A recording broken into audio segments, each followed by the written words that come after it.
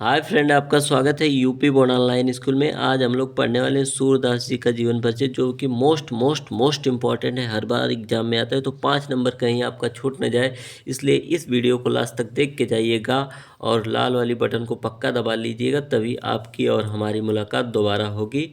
और अच्छे एग्जाम के लिए इस चैनल को ज़रूर सब्सक्राइब करिएगा। तो शुरू करते हैं वीडियो आज की। जीवन परिचय बिल्कुल बोर्ड एग्जाम में ऐसे ही लिखेंगे, कॉपी को बेहतरीन ढंग से, ताकि हमारा नंबर सबसे बेस्ट आए।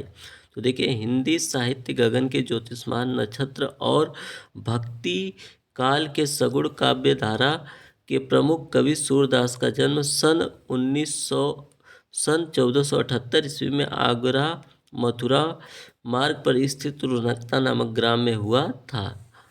ठीक, अब देखिए यहाँ पे हम कैसे इसको हमेशा के लिए याद कर लेंगे। देखिए देखिए इनका जो जन्म हुआ था 1478 में, तो इसको एक बार अपने दिमाग में आप बैठाइए, 1478 याद हो गया होगा। ठीक, और ये कहाँ पे हुआ था? आगरा और मथुरा मार्ग पे हुआ था। ग्राम का नाम रुनकता था। ठीक, कुछ विद्वान मानते हैं कि सीही के निकट, ठीक ना, ग्राम में इनका जन्म हुआ था। ठीक, और सूरदास जी जन्मान थे, मतलब जन्म से अंधे थे। इस विषय में मतभेद भी है। इन्होंने कृष्ण की बाल लीलाओं का अद्भुत वर्णन किया है, जो कि बिना देखे संभव नहीं है। ठीक, और फिर देखिए आगे हम बढ़ेंगे इसी वीडियो में, तब तक आप लाइक करके जाइए। भक्ति का एक पद सुनकर पुष्टि मार्ग के संस्थापक वल्लभाचार्य जी ने इन्हें अपना शिष्य बना लिया। ठीक ना, इन्होंने कोई भक्ति मार्ग का एक जो था दोहा वहा सुनाया, तो उससे प्रभावित होकर इनको शिष्य बना लिया। श्रीनाथ के मंदिर में कीर्तन करने का भार सौंप दिया गया इनको। वल्लभाचार्य जी के पुत्र विठलनाथ ने श्री कृष्ण भक्त को कवियों का अष्टछाप का एक संगठन बनाया, जिसमें सूरदास जी सर्वश्रेष्ठ कवि थे। वे गौ घाट पे आजीवन कृष्ण लीलाओं का गायन करते थे। ठीक ना, और देखिए यह जो थे वह 1583 ईस्वी में 1583 ईस्वी में सूरदास जी परसौली नामक स्थान पे गोलोकवासी हो गए। ठीक, सूरदास की प्रमुख रचनाएं, तो देखिए सूरदास की जो थी प्रमुख रचनाएं निम्नलिखित थी।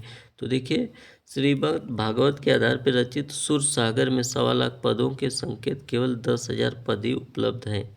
ठीक ना, इसमें जो कृष्ण थे उनकी बाल लीलाओं का, ठीक ना, गोपी प्रेम तथा गोपी विवाह का वर्णन है। ठीक, और फिर अगला है हमारा, कह रहा है कि सुर सरावली, तो यह सुर सागर के सार भाग है। इसमें 1107 पद हैं। ठीक, फिर हमारा अगला है साहित्य लहरी। तो साहित्य लहरी क्या था? इनमें 118 पद हैं। मुख्य रूप से नायक न्यायिका अलंकार का वर्णन है। ठीक, और फिर साहित्य में स्थान, तो देखिए साहित्य में स्थान, भक्त कवि सूरदास का साहित्य में स्थान सूर्य के समान है, इसलिए इन्हें कहा गया है कि सूर सूर तुलसी शशि उडंग केशवदास, अब के कविता खगोत्सम जहाँ तक रथ प्रकाश। इसको आप लास्ट में लिख देंगे तो आपका बहुत ही बेहतरीन नंबर आएगा।